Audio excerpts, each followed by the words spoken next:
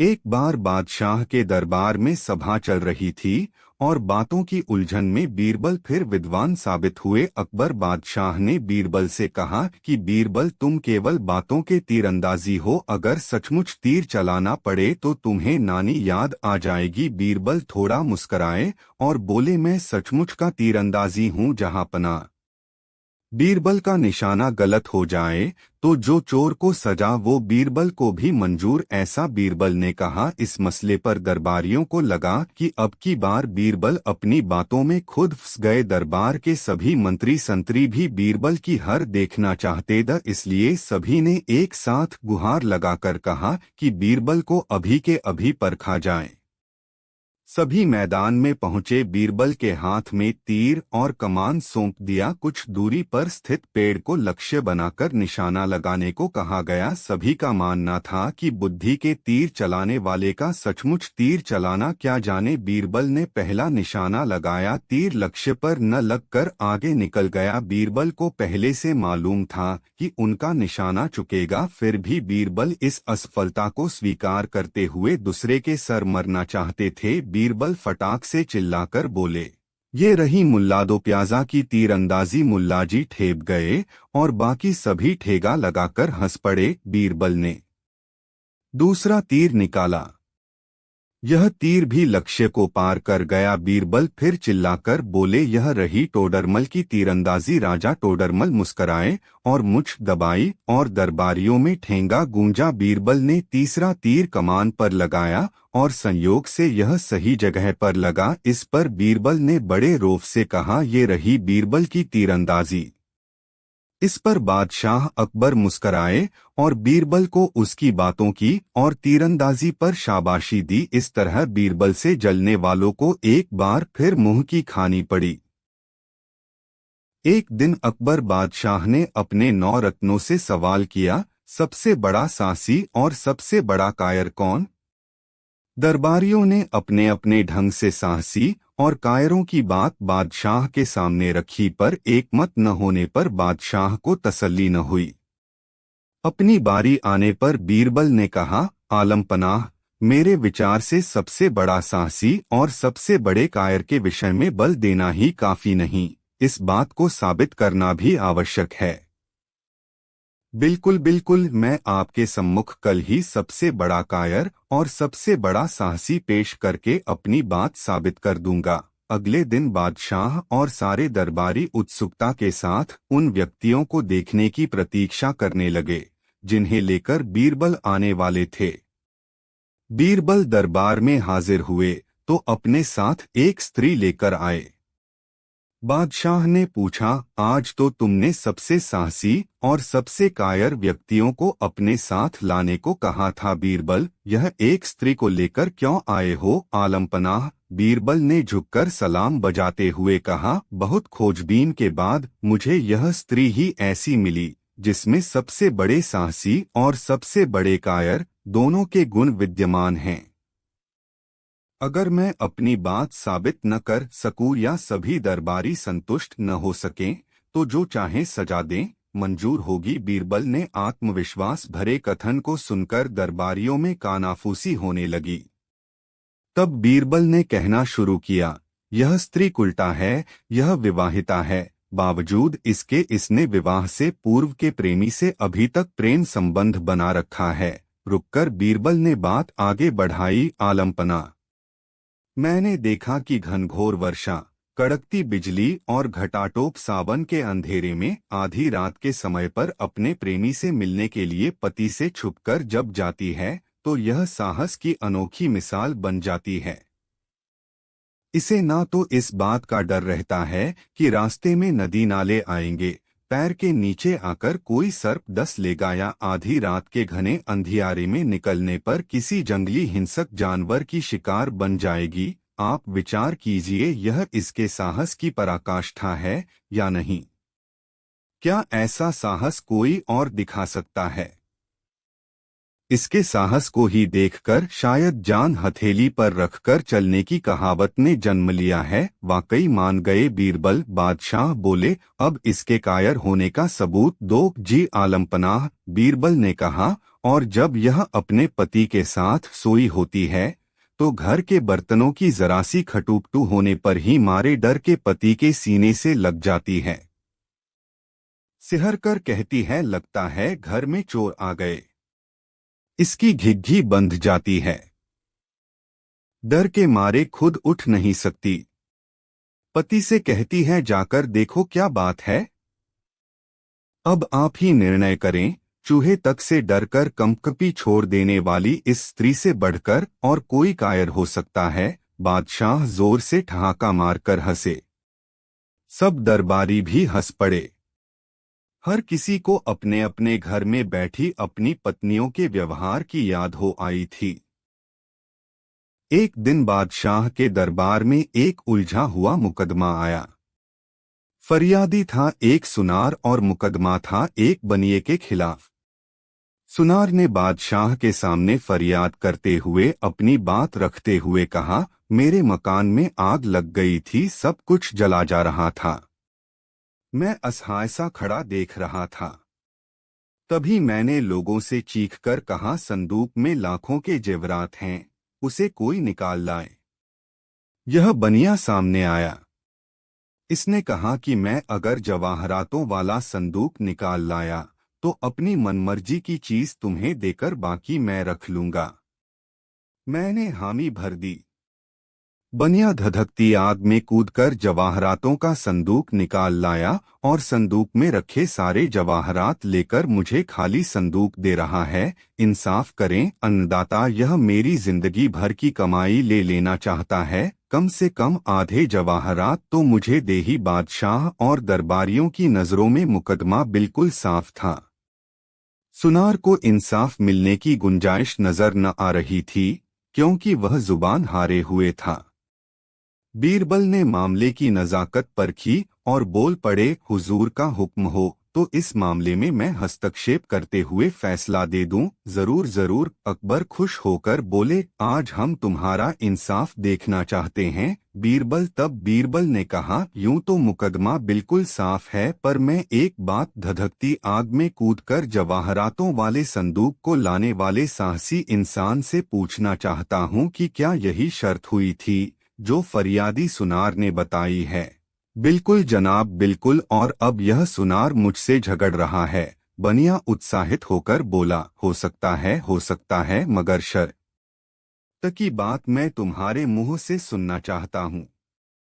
शर्त यह हुई थी जनाब कि यदि मैं जवाहरातों वाला संदूक निकाल लाया तो अपनी मनमर्जी की चीज तुम्हें देकर बाकी मैं रख लूंगा। बनिए ने बताया, और जाहिर सी बात है जवाहरात तुम्हारी मनमर्जी के हैं। बिल्कुल, तो फिर इतनी बात क्यों बढ़ाई। जवाहरात सुनार को देकर खाली संदूक तुम ले लो। बनिया हक्का बक्का रह गया। बीरबल ने बात की सफाई दी, तुम्ही ने अपनी शर्त में कहा था कि अपनी मनमर्जी की चीज इसे देकर बाकी खुद रख लोगे। तुम अभी कह चुके हो कि जवाहरात तुम्हारी मनमर्जी की चीज है, सो शर्त के मुताबिक जवाहरात सुनार को देकर संदूक तुम ले जाओ। उस अनोखे फैसले से दरबार में हर तरफ वाहवाह गूंज उठी। स्वयं बादशाह अकबर की खुशी का ठिकाना न रहा। सुनार खुशी खुशी जवाहरात लेकर बीरबल को दुआएं देता चला गया।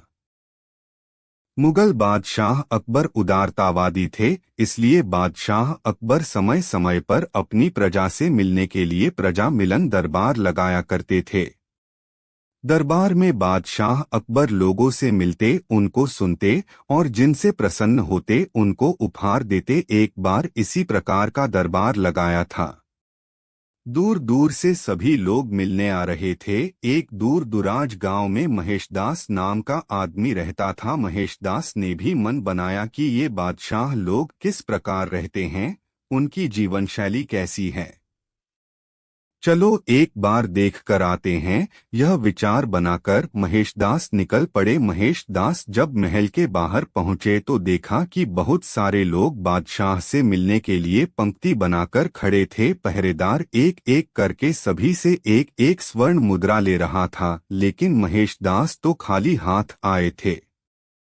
फिर भी महेशदास पंक्ति में लगे रहे। जब महेशदास की बारी आई और पहरेदार ने मुद्रा मांगी तो, भाई मेरे पास तो कुछ नहीं है, मैं तो बस ऐसे ही बादशाह से मिलने आया। पहरेदार ने मना कर दिया, ऐसे तो हम नहीं जाने देंगे। महेशदास के निवेदन के बाद एक शर्त पर जाने की मंजूरी दी। महेशदास ने भी हाँ भर दी और शर्त को पूरा करने का वादा किया और महल के द्वार में प्रवेश कर गया। महेशदास महल में प्रवेश करते ही पूरे महल को ध्यान से देखने लगा। महल की नक्काशी और बारीक कारीगरी देखकर महेशदास चौंक गया। घूमते फिरते महेशदास वहां पहुंच गया जहां बादशाह अकबर प्रजा से मिल रहे थे। एक एक करके सभी बादशाह के सामने अपनी हाजिरी दे रहे थे। अपनी समस्या, अपनी इच्छा बादशाह के सामने पेश करते और बादशाह उनको सुलझाने की कोशिश करते। महेशदास खड़े खड़े सोच रहे थे कि मैंने तो सोचा ही नहीं कि मुझे क्या मांगना है। सोचते सोचते महेशदास की बारी आ गई और महेशदास बादशाह के सामने पेश हुआ। बोलो, क्या नाम है तुम्हारा और कहाँ से आए हो तुम? जी जहां पनाह, मेरा नाम महेशदास है और मैं आपके ही सल्तनत के दूर गांव का आम नागरिक हूं। बोलो, क्या फरियाद लेकर आए हो? जी जहां पनाह, मुझे कुछ नहीं चाहिए, मैं तो बस आपसे ही मिलने आया हूं। तुमने अपना नाम क्या बताया? जी महेशदास। हाँ महेशदास, हम तुम्हारी उदारता से अति प्रसन्न हुए। तुम बादशाह अकबर के दरबार में खड़े हो, हम तुमको ऐसे ही खाली नहीं जाने देंगे और तुम यहाँ से खाली हाथ जाओ, हमारी शानो शौकत को शोभा नहीं देता। तुम कुछ भी मांगो। बादशाह के इतने आग्रह पर महेशदास ने अपनी फरमाइश पेश की। जहां पनाह, मुझे अपनी नंगी पीठ पर 100 कोड़े चाहिए। बादशाह ऐसी फरमाइश सुनकर चौंक गए।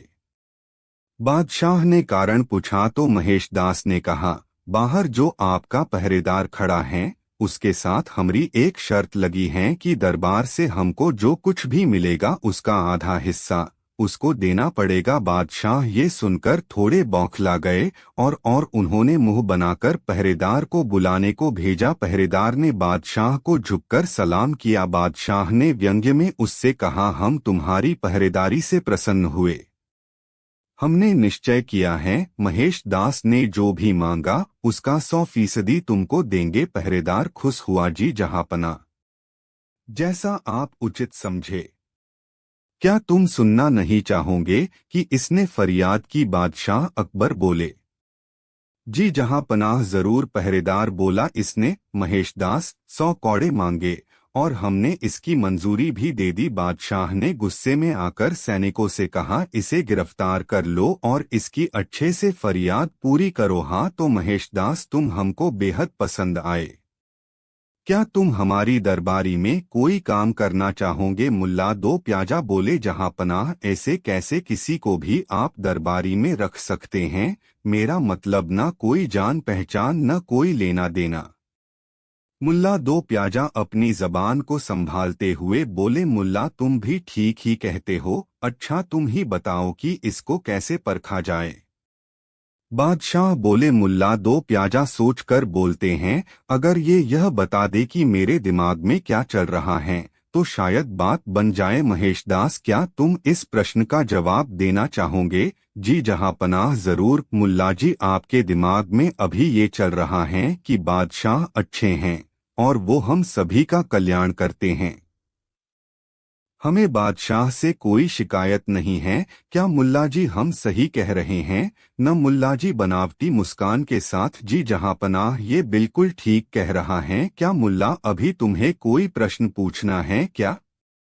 नहीं जहां पनाह। तो महेश दास, हम तुम्हें अपनी दरबारी में काम करने को आमंत्रित करते हैं, लेकिन हम तुमको एक नाम देना चाहेंगे। जी जहां पनाह, आपका हुक्म सर। आंखों पर हमारा दरबार और पूरी मुगलिया सल्तनत तुमको बीरबल के नाम से जानेंगी। इस प्रकार बीरबल को मुगल सल्तनत में पदवी मिली। बारिश का मौसम था। खूब जोर से बारिश हो रही थी। यमुना नदी पूरे उफान पर थी। नदी का बहाव बहुत तेज था। पानी भी बहुत आवाज कर रहा था। बादशाह अकबर का महल यमुना नदी के किनारे पर ही था। रात का समय था। चारों तरफ सन्नाटा था।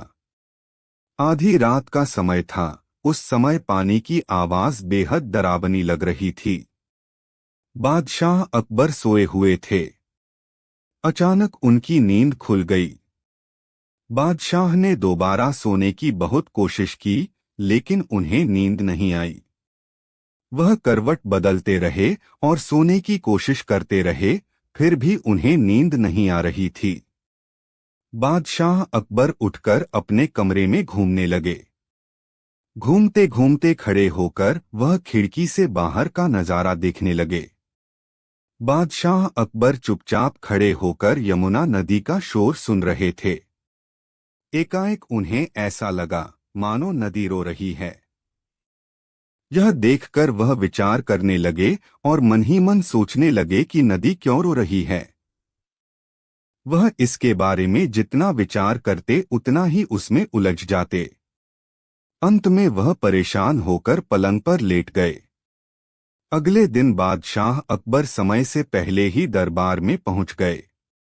वह बहुत परेशान थे।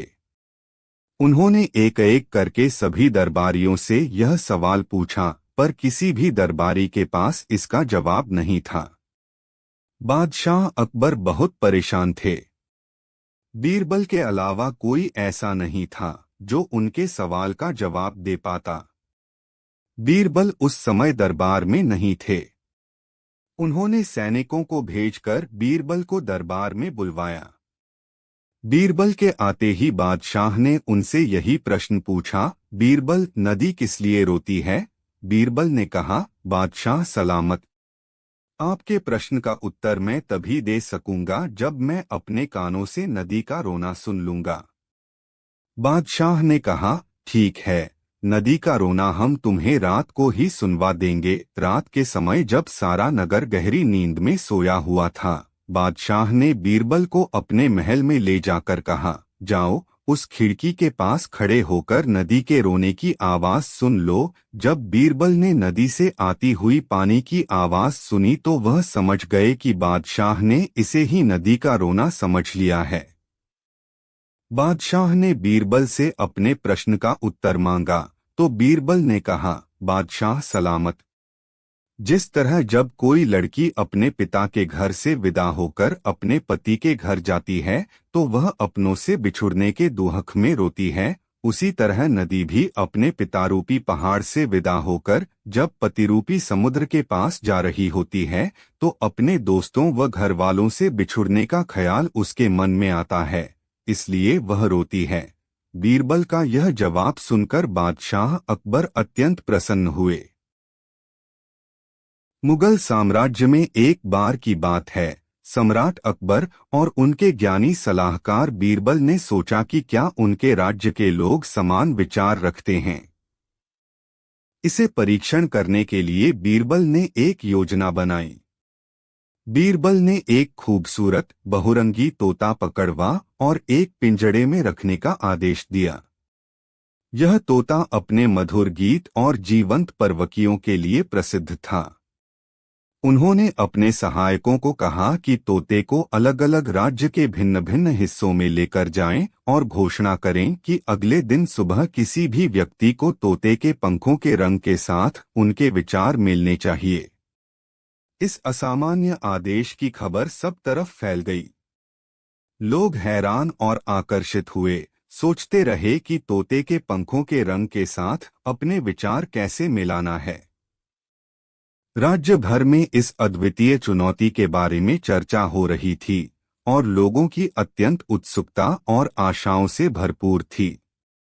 अगले दिन सुबह हजारों लोग महल के आंगन में जमा हो गए, सभी रंगीन वस्त्र पहनकर और तोते को मुक्त करने के लिए उत्सुक थे। अकबर और बीरबल बालकनी से इस दृश्य को देख रहे थे। उन्हें इस दृश्य से विचित्रता से भरा हुआ देखकर आश्चर्य हो गया। तोता मुक्त होते ही उड़ गया, अपने पंखों के रंगों में चमकते हुए। लोग उसके रंगीन पंखों को देखकर हैरान हो गए। यह दृश्य बेहद आकर्षक था। अकबर ने बीरबल से मुंह मोड़ते हुए पूछा, वेल बीरबल, लगता है सबके विचार समान नहीं थे, जैसा मैंने सोचा था। तुमने इस प्रयोग से क्या सीखा? बीरबल ने उत्तर दिया, महाराज, इस प्रयोग ने दिखाया कि लोग विचारों और विचारों की विविधता रखते हैं, जैसे तोते के पंखों के रंग। हर व्यक्ति की अनूठापन हमारे राज्य को दानवीर बनाता है। हमारी भिन्नताएं ही हमारे दुनिया को सुंदर और दिलचस्प बनाती हैं।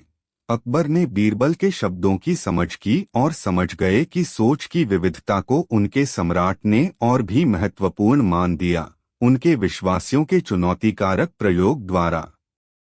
और इसी तरह तोते और उसके रंगीन पंखों की कहानी ने सिखाया कि समान विचार हमेशा जीवन के चुनौतियों का समाधान नहीं होता, और विचारों की विविधता को स्वागत करना दुनिया को और भी सुंदर और दिलचस्प बनाता है।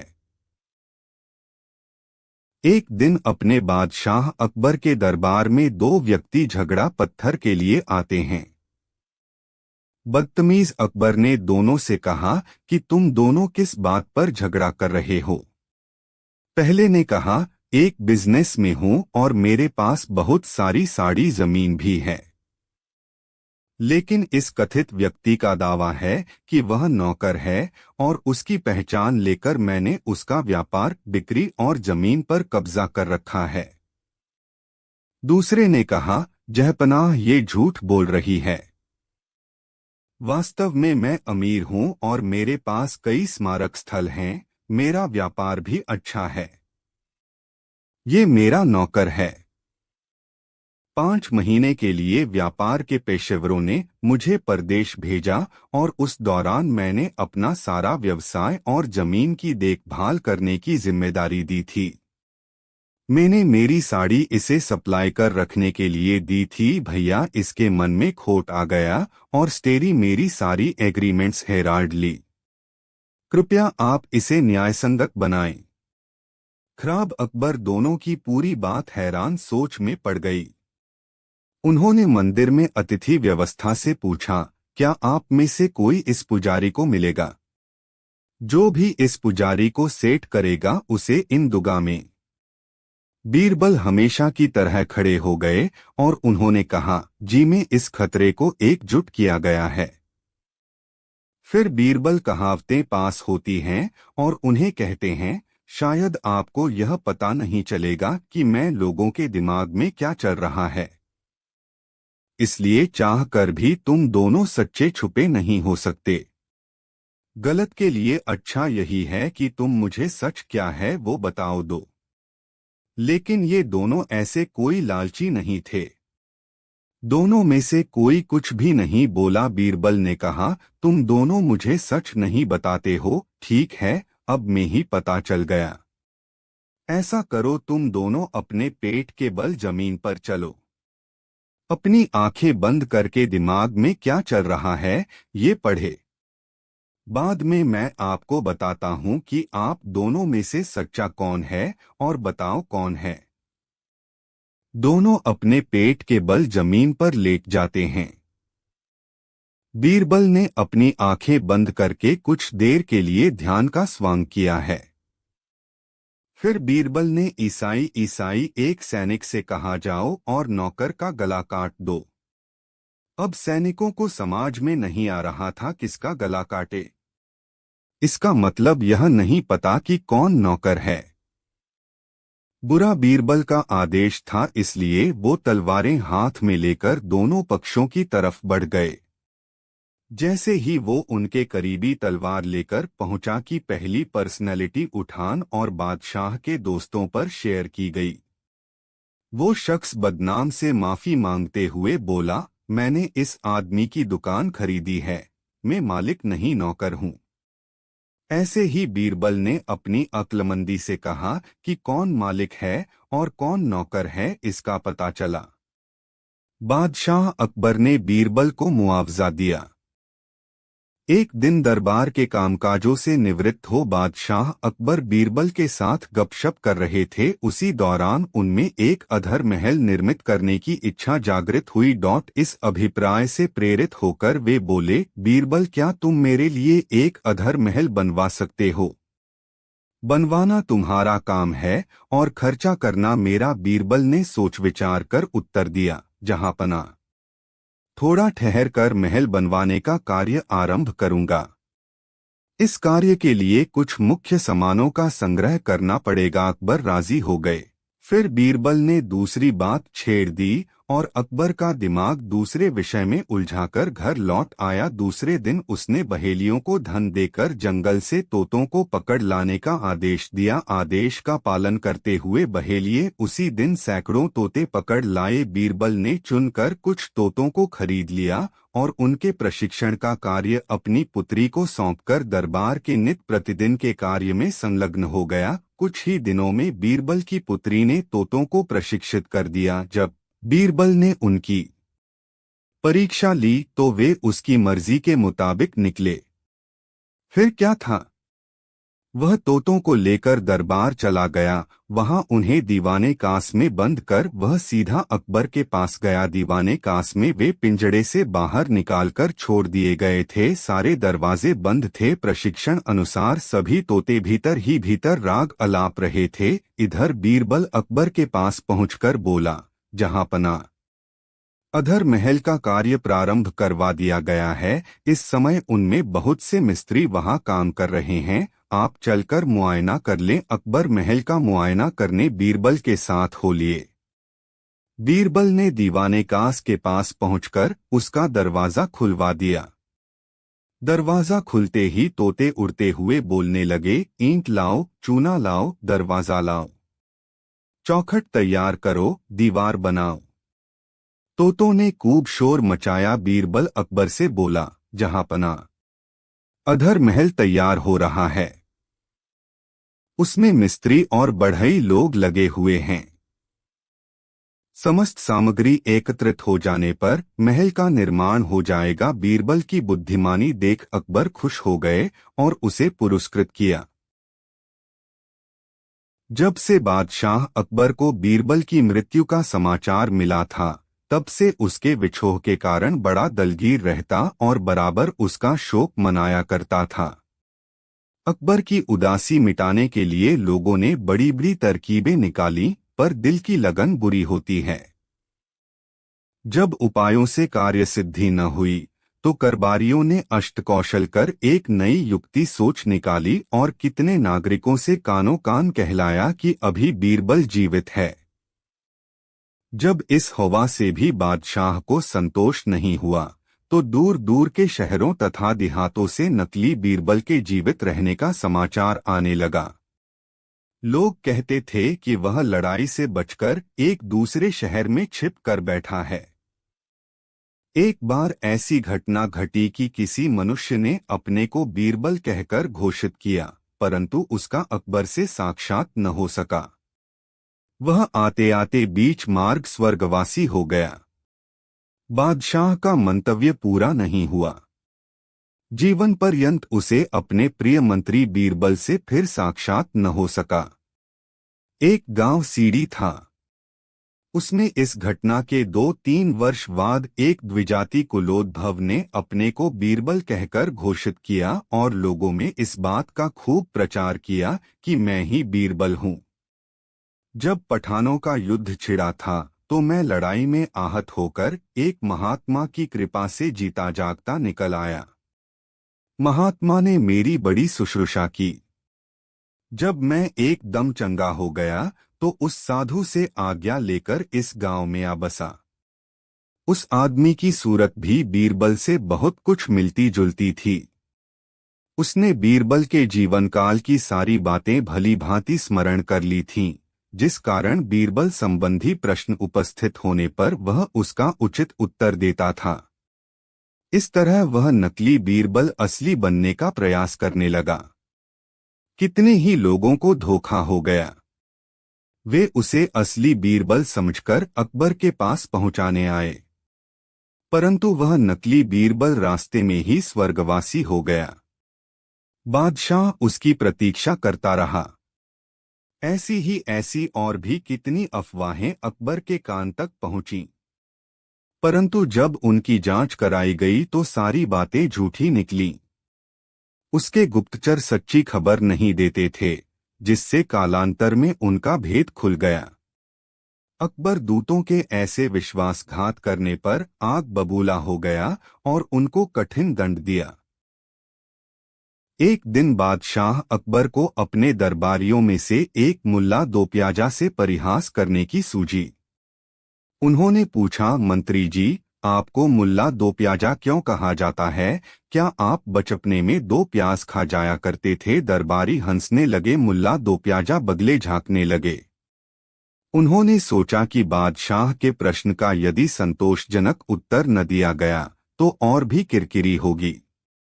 आज तक इस ओर उन्होंने ध्यान ही न दिया था कि कब और क्यों उनका नाम दोप्याजा पड़ गया। वे तो बचपन से ही इस नाम को सुनते चले आ रहे थे। जब उन्हें कुछ न सूझा तो निरीह मन से बीरबल की ओर देखा। बीरबल झट कह पड़े, आलमपना। माँ बाप अपने बच्चे को नाम किस अर्थ में रख देते हैं, इसका ज्ञान बच्चों को नहीं हुआ करता। अलबत्ता उस खानदान के बड़े बूढ़ों को हुआ करता है, जैसे कि मुझे है, आपको। बादशाह मुस्कराए, जी आलमपनाह, इनके माँ बाप ने मुझसे परामर्श करके यह नाम रखा था। रुककर बताया, इस बात को तो सब जानते ही हैं कि प्याज में यह गुण होता है कि उसकी सुगंध से कीट पतंगे दूर दूर भागते हैं। बस इनके माँ बाप ने सोचा इनका नाम दोप्याजा रख दिया जाए, ताकि ये जहाँ भी जाएं, जहाँ भी रहें, वातावरण के रोगाणुओं कीटाणुओं को भगाते रहें।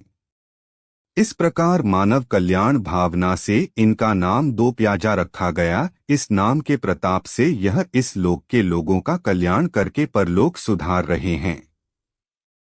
बीरबल की यह व्याख्या सुनकर बादशाह समस्त दरबारी वाह वाह कर उठे। मुल्ला दोप्याजा, जो बीरबल से ईर्ष्या करते थे, उस समय बीरबल के प्रति श्रद्धावत हुए बगैर न रहे। बीरबल ने बड़ी चतुराई से न केवल बादशाह को संतुष्ट कर दिया था, मुल्ला दोप्याजा के नाम की श्रेष्ठता भी सिद्ध कर दी थी। एक दिन बादशाह अकबर बीरबल के साथ नगर में होकर हवाखोरी के लिए निकला था। एक जगह नुक्कड़ पर उसे एक औरत दिखाई पड़ी। वह महाफूहड़ देख पड़ती थी। उसके मोटे मोटे होठों के बीच से दो बड़े बड़े दांत बाहर को झांक रहे थे। नाक से पोटा जारी था। मलिन वस्त्र, खुले बाल और शरीर पर मिट्टी पानी मिश्रित दाग पड़े हुए थे। बात करते समय उस स्त्री के मुंह से थूक बाहर निकला आता था।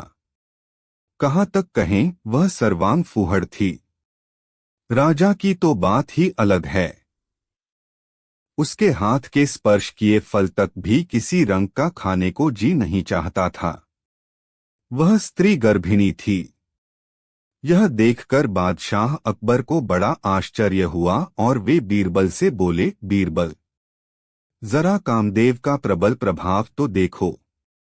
जिसके देखने मात्र से घृणा उत्पन्न होती है, उसके साथ रमण करने वाला भला कैसा होगा। बीरबल ने उत्तर दिया, पृथ्वीनाथ, भूखे को जूठा मीठा नहीं सूझता। निद्रा देवी के आवाहन के समय मुलायम सेज व जमीन का विचार नहीं उठता। उसी प्रकार काम की ज्वाला के सामने भी भले बुरे का परिज्ञान भूल जाता है। उस समय काम से पीड़ित व्यक्ति को न रूप सूझता है न रंग। आपको अन्वेषण करने पर ऐसे बहुतेरे पुरुष मिलेंगे जो देखने में तो बड़े सुंदर और फिटिकबाज होंगे, परंतु ऐसी गलीज जगहों में उन्हीं का नंबर निकलता है। अकबर ने कहा, हाँ, तुम्हारा कहना भी सत्य हो सकता है। इसलिए मैं चाहता हूं कि इससे रमण करने वाले की खोज की जाए। मैं उसे देखना चाहता हूं। बीरबल बोला, शायद कुछ देर अगल-बगल के लोगों से पूछताछ करने पर कुछ भेद खुले। ऐसा विचार कर वे वहां से कुछ दूर निकल गए, परंतु बीरबल को उस बात की ही धुन बंधी रही।